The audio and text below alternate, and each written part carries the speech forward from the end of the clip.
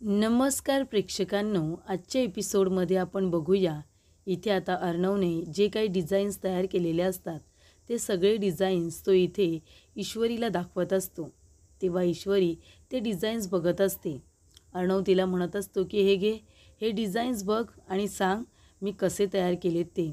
तेव्हा ईश्वरीला आश्चर्य वाटतं की अर्णवने स्वतःच्या हाताने हे सगळे डिझाईन्स तयार केलेले आहेत आणि तो ईश्वरीला का विचारतोय असा प्रश्न तिच्या मनामध्ये आलेलाच असतो. तिला असं वाटत असतो की पहिल्यांदा असं घडलं आहे की अर्णव सरांनी स्वतः डिझाईन्स तयार केलेत आणि सगळ्यात आधी ते मला बघायला बोलावलं आहे. तेव्हा ईश्वरी मनामध्ये म्हणत असते की सर मला का सगळ्यात आधी हे डिझाईन्स दाखवत आहेत. पण तेव्हा इथे ईश्वरी अर्णवच्या हातातून ते डिझाईन्स घेते आणि ते बघत असते आणि म्हणत असते की सर किती छान डिझाईन्स तयार केलेत तुम्ही, खरोखर खूपच बढिया असं ती म्हणते आणि त्या सगळ्या डिझाईन्सचं भरभरून कौतुक करते.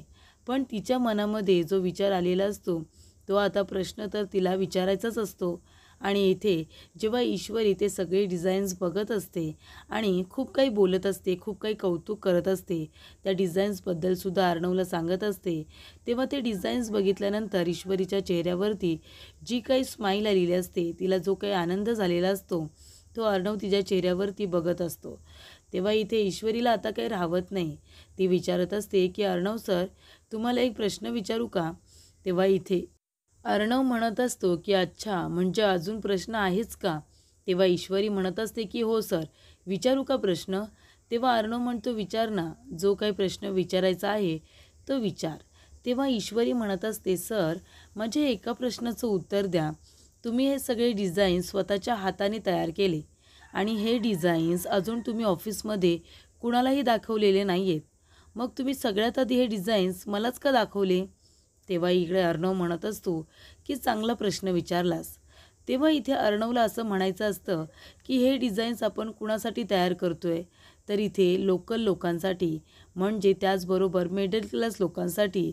असे लोक जे इथे स्वस्तात स्वस्त पण चांगल्या डिझाईन्सचे आणि चांगल्या क्वालिटीचे कपडे खरेदी करू शकतात. अर्णव म्हणत असतो की इथे आपण जे मटेरियल वापरणार आहोत ते थोडं हलक्या क्वालिटीचं असेल, पण त्याच्यातून सुद्धा आपण सगळ्यांसाठी बेस्ट असे डिझाईन्स तयार करून, ते कपडे तयार करून आपण ते मिडल क्लास लोकांपर्यंत पोचवणार आहोत, जेणेकरून ते लोकंसुद्धा असे डिझायनर कपडे खरेदी करू शकतात. तर इकडे हे आपण कुठल्या लोकांसाठी कपडे तयार केले, तर अर्णवला तिला असं सांगायचं असतं की मिडल क्लास लोकांसाठी, आणि म्हणूनच मी तुला सगळ्यात आधी हे डिझाईन्स तुला दाखवतोय. तेव्हा इथे ईश्वरीला फार वाईट वाटतं. ईश्वरीला असं वाटत असतं की अच्छा, म्हणजे आता इथे मिडल क्लास लोकांसाठी हे डिझाईन्स तयार करण्यात आलेत म्हणून सगळ्यात आधी मला दाखवलेत का? म्हणजे आम्ही सगळेजण इथे जे काम करतो ते सगळे मिडल क्लास आहोत म्हणून?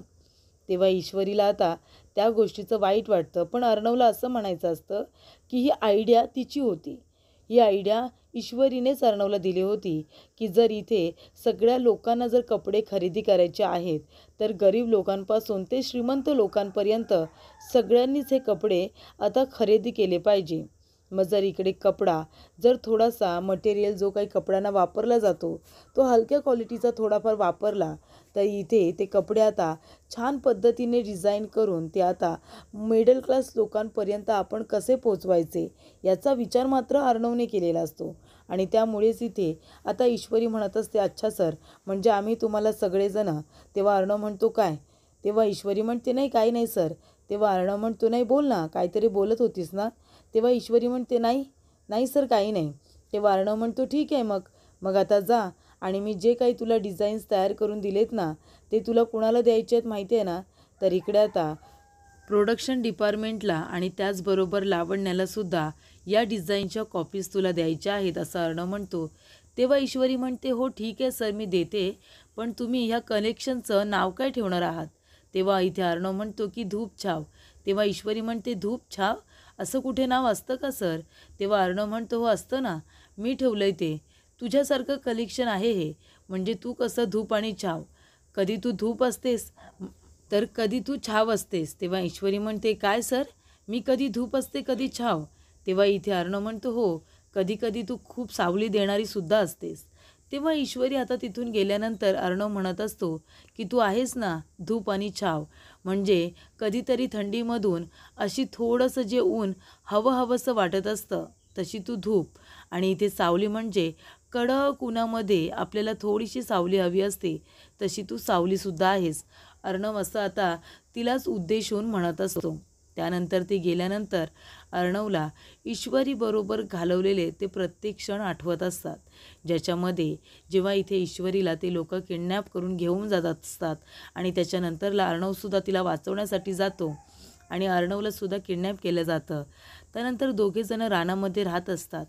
ईश्वरीला इथे अर्णवने आपलं जॅकेटसुद्धा घालायला दिलेलं असतं.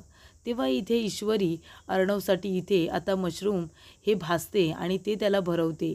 तेव्हा इकडे त्याला पाणी हवं असतं, ते सुद्धा आता पानांची एक टोकरी तयार करते आणि त्या पानांच्या टोकरीमध्ये त्याला इकडे ती पाणी प्यायला देते. त्यानंतर इथे जेव्हा ते टेम्पोमधून दोघंजणं जात असतात तेव्हा अर्णव तिच्या खांद्यावरती डोकं ठेवतो. तेव्हा इथे ईश्वरी चिडलेली असते, कारण तिचा खांदा दुखायला लागलेला असतो आणि ती म्हणते की सर आपण आलो. तेव्हा इथे अर्णव बघतो तर काय, तिच्या खांद्यावरती छान डोकं ठेवून तो झोपलेला असतो. तेव्हा इथे एक क्षण त्याला आठवत असतात आणि तो खूपच जास्त ते सगळे क्षण आता एन्जॉय करत असतो. त्याचबरोबर इथे लावण्याने आता खूप मोठा प्लॅन केलेला असतो. लावण्याने इथे आता ईश्वरीला आपण पैसे द्यायचे आणि ह्या ऑफिसमधून तिला बाहेर काढायचं असा तिने प्लॅन तयार केलेला असतो आणि अर्णवला त्याबद्दल काहीही माहिती नसतं. तेव्हा इथे स्पॅम म्हणत असते की वा लावण्या, अगं किती हुशार आहेस तू, तुला तरी माहिती आहे का, म्हणजे आता स्वतःचा प्लॅन सक्सेस करण्यासाठी तू कुणाच्या थ्रू हे सगळं केलंस, तर आकाश सरांना विनाकारण तू या सगळ्या प्रकरणामध्ये अडकवलंस. तेव्हा इकडे आता लावण्य म्हणत असते की मग काय करणार होते मी स्पॅम, अगं मी जर गेले असते ना बोलायला तर ASR विनाकारण माझ्यावरती रागवला असता. मग आता आकाशनेच आठवण करून दिले म्हटल्यानंतर त्याला आकाशचं तर बोलणं मनावरती घ्यावंच लागणार आहे आणि म्हणून तर त्याने मला परवानगी दिली आहे ना की मी इथे त्या मुलीला इथे इन्सेंटिव्ह देऊ शकते, म्हणून तिला इन्सेंटिव्ह देण्यासाठी तर मी हा सगळा घाट घातलेला आहे. तेव्हा इथे ईश्वरी येते आणि म्हणत असते की ma'am may I come in. तेव्हा इथे लावण्य तिला आतमध्ये बोलावते केबिनमध्ये तिच्या. तेव्हा इथे लावण्य म्हणते की सर हे अर्णव सरांनी काही डिझाईन्स दिलेले आहेत, प्रोडक्शन डिपार्टमेंटलासुद्धा मी याच्या कॉपीज दिल्यात, तुम्हालासुद्धा द्यायला सांगितल्यात. तर इकडे आता हे असे डिझाईन्सचे कपडे तयार होणार आहेत, प्रोडक्शनसुद्धा आता सुरूच होणार आहे. तेव्हा इकडे तिला लावण्य म्हणत असते की बरं ठीक आहे, तू खूप काम करतेस ना गं, तूच तर मगाशी मला म्हणाली होतीस की हे काम तू तुझ्या आईवडिलांच्या फक्त लॉकेटसाठी करतेस, बाकी तुला हे काम करण्यामध्ये अजिबात काहीही रस नाही आहे असं तू सांगितलं होतंस, बरोबर ना. तेव्हा ईश्वरी म्हणते हो बरोबर आहे, मी माझ्या आईवडिलांच्या लॉकेटसाठीच इथे काम करते, सरांना पैसे देऊन मला माझ्या आईवडिलांचं लॉकेट परत घ्यायचं आहे. तेव्हा इथे लावण्य म्हणत असते ईश्वरी, अगं तू किती काम करतेस तुला तरी माहिती आहे का, खूप काम करतेस तू, आणि महत्त्वाची गोष्ट म्हणजे तुझ्यामुळे आपल्या कंपनीला खूप मोठं डील मिळाले, आपल्या कंपनीने खूप मोठं डील क्रॅक केलं आहे आणि त्याच्यामध्ये तुझा महत्त्वाचा वाटा आहे. आणि तुला सांगू का, आपल्या इथे जेवढे एम्प्लॉई काम करतात ना, त्यांनी जर काही चांगलं काम केलं तर आपण त्यांना काय देतो माहिती आहे, त्यांना आपण इथे इन्सेंटिव्ह देतो, त्यांना आपण काहीतरी मदत करतो आणि ती त्यांच्या हक्काची असते. मग आता तू सुद्धा एवढं मोठं डील क्रॅक केलेस, सगळ्यांनी एक दिवस तुझं कौतुक केलं आणि मग नंतरला सगळेजणं विसरले, कुणाच्याही काही लक्षात राहिलेलं नाही आहे. पण माझ्या लक्षात मात्र होता की तुलासुद्धा त्याचा मोबदला दिला पाहिजे, तुलासुद्धा इन्सेंटिव्ह दिली पाहिजे आणि म्हणूनच मी इथे तुला बोलावलं आहे. हे घे, हे लेटर आहे, याच्यावरती साईन कर आणि तुला तुझं इन्सेंटिव्ह मिळेल ते घे. तेव्हा इकडे ईश्वरी म्हणत असते की मॅम पण तुम्ही मला आत्ताच काय देत आहे. तेव्हा लावण्य म्हणते मग कधी द्यायचं आहे, बरोबर की नाही, आता तुला ही इन्सेंटिव्ह दिली जाते ती तू घे आणि तू जा, मलासुद्धा तुझं कौतुक करायचं आहे ना. आणि आता तर ASRने सुद्धा परमिशन दिली, त्याच्यामुळे तुला आता हे पैसे देण्यात येणार आहेत. काय मुली आहेत ना, ते पुढे जाण्यासाठी खूप काही करतात, म्हणजे इथे आता त्यांना हे इन्सेंटिव्ह वगैरे नको असतं आणि जर दिलं तर त्याच्याबरोबर त्यांना ASR म्हणजे बॉस बरोबर असं ती पुढे काही बोलायला जाणार तेव्हा इथे ईश्वरीकडे ती अगदी पायापासून डोक्यापर्यंत बघत असते. तेव्हा इथे ईश्वरी म्हणते, नाही, मला तसं काहीही नको आहे. मी इथे प्रामाणिकपणे माझं काम करत होते, ते फक्त आणि फक्त माझ्या आईवडिलांच्या लॉकेटसाठीच. मी त्याच्यासाठीच इथे काम करत होते, जेणेकरून मी हे काम करेन, त्यातून जे काही पैसे येतील ते सरांना देईन आणि मी माझ्या आईवडिलांचं लॉकेट घेऊन जाईन, असंच माझं ठरलं होतं. तेव्हा इकडे आता लावण्य म्हणत असते की मग एक काम करायचं, आत्ताच्या आता हा चेक मी जो दिलाय ना तुला, तो साईन कर आणि त्याचबरोबर हे लेटरसुद्धा साईन कर आणि तू प्रूफ कर की तुला इथे फक्त नोकरी करायची होती, ते तुझ्या आईवडिलांची लॉकेटसाठी. तुला SRमध्ये काही इंटरेस्ट नाही आहे, हे तू आता प्रूफ करायचं आहे. तेव्हा इथे ईश्वरी म्हणते, हो ठीक आहे, मी करते ना साईन. आणि इथे ईश्वरीने आता ते लेटर जे असतं ते साईन केलेलं असतं आणि ती लगेचच आता तिथून बाहेर आलेली असते. लावण्य तिला जे काही बोललेले असते ते अजिबात तिला आवडलेलं नसतं. म्हणजे लावण्याचा हेतू असा असतो की काही मुलींना आता नोकरी करायची असते आणि आता पुढे जाण्यासाठी बॉसबरोबर त्यांना खूप आपलं जे काही रिलेशन असतं ते पुढे वाढवावं लागतं. अशा इंटेन्शनने, वाईट इंटेन्शनने इथे आता लावण्य ईश्वरीला बोललेली असते. त्यामुळे ईश्वरीला त्या शब्दांची आता खूपच जास्त चीड आलेली असते, ज्या पद्धतीने लावण्य तिला बोललेली असते. तेव्हा ईश्वरी म्हणते की ठीक आहे, तशीही मी नोकरी कशासाठी करत होते, आईवडिलांच्या लॉकेटसाठी. मला जर आता इन्सेंटिव्ह मिळाली, तीसुद्धा 60,000 रुपये इन्सेंटिव्ह तिला मिळालेली असते. तेव्हा इथे ईश्वरी जेव्हा लावण्याला म्हणते की माझ्या अकाउंटला 60,000 रुपये आलेत, तेव्हा इथे लावण्य म्हणते, हो, ते 60,000 रुपये घ्यायचे आणि जे काही ASRला पैसे परत करायचे आहेत ना, ते लवकरात लवकर परत करायचे आणि इथून चालतं व्हायचं, कळलं का? आत्ताच्या आत्ता इथून चालती हो. असं ती जेव्हा ईश्वरीला म्हणते तेव्हा ईश्वरी म्हणते, हो, जाणारच आहे, थांबणार नाही आहे मी इथे. आणि तीसुद्धा आता तिथून निघालेली असते आणि लगेचच येऊन इथे आपलं रेझिग्नेशन लेटर तयार करते. ती म्हणते, मला पण इथे आता राहायचंच नाही आहे, इथे माझ्यावरती नको ते डाऊट घेतले जातात आणि म्हणूनच ती लगेच लेटर लिहायला सुरुवात करते. तर इकडे आता लावण्याने ही बातमी वल्लरीला सांगितलेली असते. वल्लरीला फोन येतो. वल्लरी खूपच जास्त शॉक होते आणि म्हणते, काय चालली आहे का ऑफिसमधून? नाही नाही, बरं झालं बरं झालं, आपल्याला जे हवं होतं ना ते आता लवकरच आपल्याला मिळेल. काय गं, किती आनंदाची बातमी दिलीस म्हणून सांगू, मला खरंच खूप आनंद झाला आहे. तेव्हा इथे वल्लरी आता आनंद झाला असं म्हणते. मामांना आश्चर्य वाटतं, कारण जेव्हा वल्लरी आनंदी असते तेव्हा कुणाचं ना काहीतरी वाईट झालेलं असतं, हे आता तर मामांना माहितीच असतं. तेव्हा इकडे जेव्हा वल्लरी फोनवरती बोलत असते, मामा तिचं बोलणं ऐकत असतात की नक्की हिला आनंद का झालाय ते मला ऐकू दे. तेव्हा इकडे आता वल्लरी म्हणत असते की या घरामध्ये तर ती कधीही पाऊल ठेवणार नाहीच, पण आता ती ऑफिसमध्ये सुद्धा नसणार आहे. खरंच खूप आनंदाची बातमी दिलीस. तेव्हा इकडे मामा म्हणतात, काय मग, कशाबद्दल बोलतेस तू? तेव्हा वल्लरी म्हणते, काही नाही, आज मी खूप खूप खुश आहे. तेव्हा इकडे मामा म्हणतात, हो का, पण ह्या खुशीचं कारण काय आहे ते तरी सांगशील का? नाही, तू खुश असल्यानंतर मला धडकी भरत असते ना, म्हणून विचारतोय. तेव्हा वल्लरी म्हणते, तुम्हाला कशाला सांगू, ते तुम्हाला कळेलच लवकरच.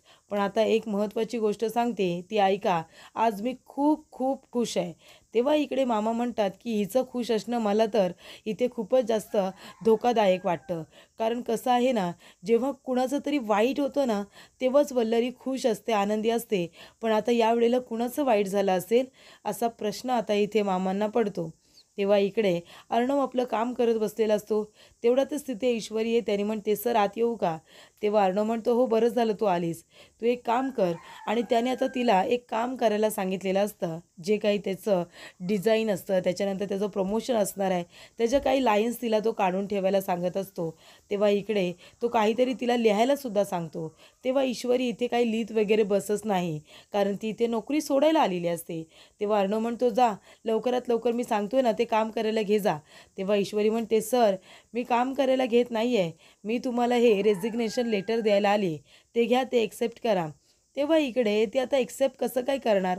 अर्णवला तर इथे ईश्वरी आता कायमस्वरूपी ऑफिसमध्ये हवी असते आणि त्याच्यामध्ये इथे ईश्वरी आलेली असते, ते म्हणजे रेझिग्नेशन लेटर घेऊ. तेव्हा अर्णव म्हणतो, हा ठीक आहे, ते बाजूला ठेव आणि मी सांगतोय ते काम कर जा. कारण त्याने आधी ऐकलेलंच नसतं की नक्की हे लेटर रेझिग्नेशन ती कशासाठी घेऊन आली. पण जेव्हा तो भानावरती येतो तेव्हा तो म्हणतो, काय रेझिग्नेशन लेटर?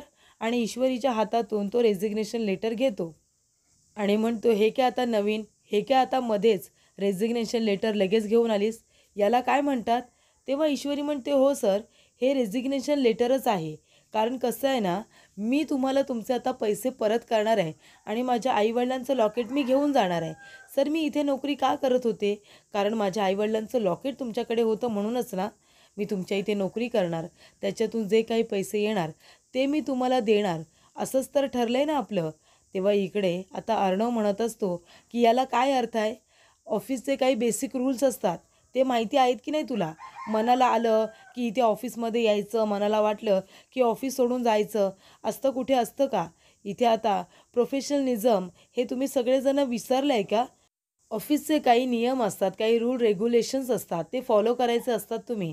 तुला रिझाईन करायचं आहे, असं कसं तू लगेच आलीस आणि रिझाईन करून टाकतेस? तेव्हा ईश्वरी म्हणते, हो सर, मी करणार आहे.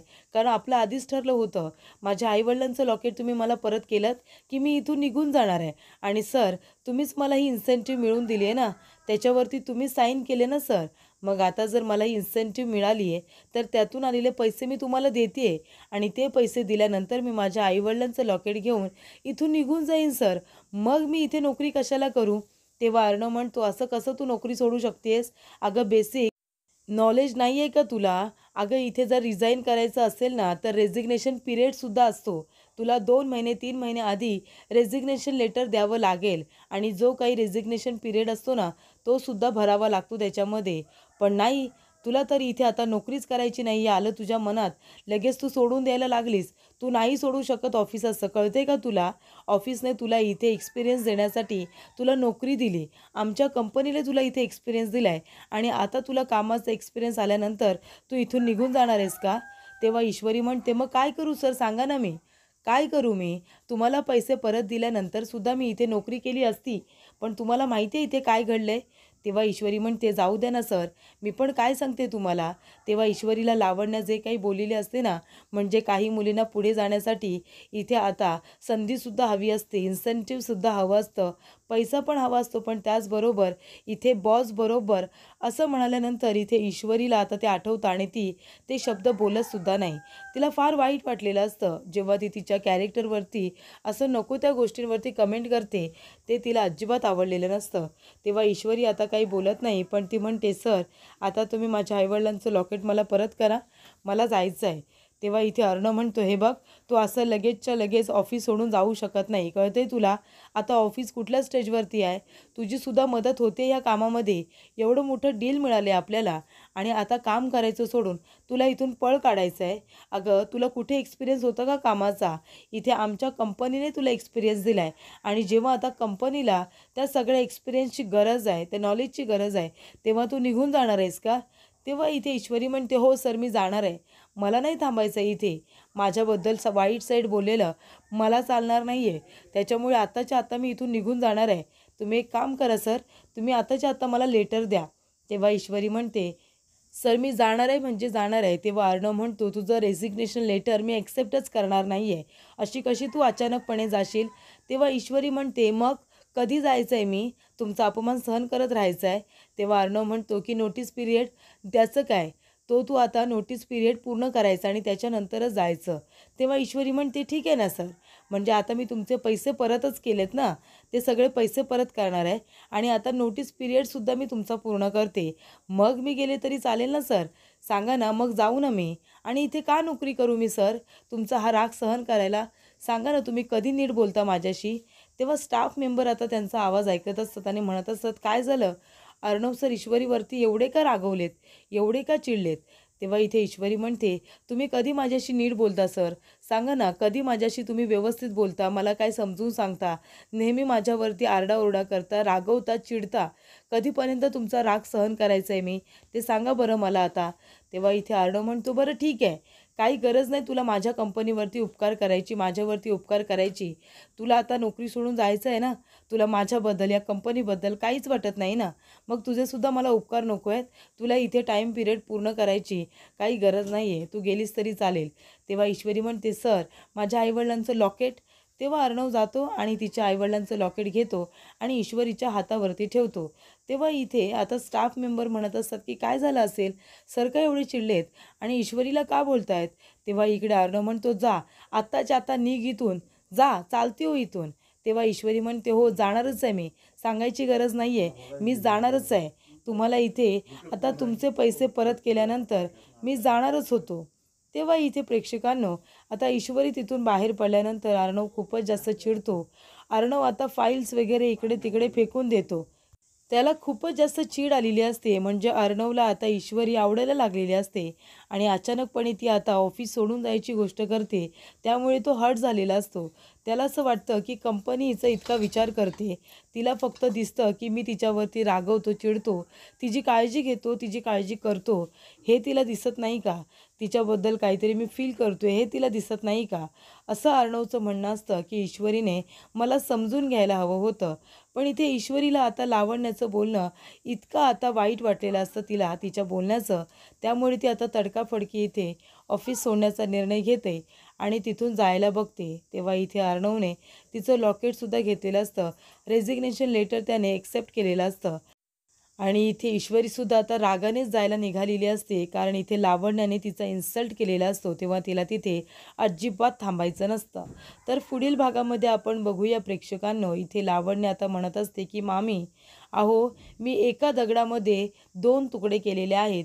गेली. इथे अर्णवसुद्धा आता ईश्वरीपासून दूर राहणार आणि तिकडे ईश्वरीसुद्धा गेली ती आता ऑफिसमधून.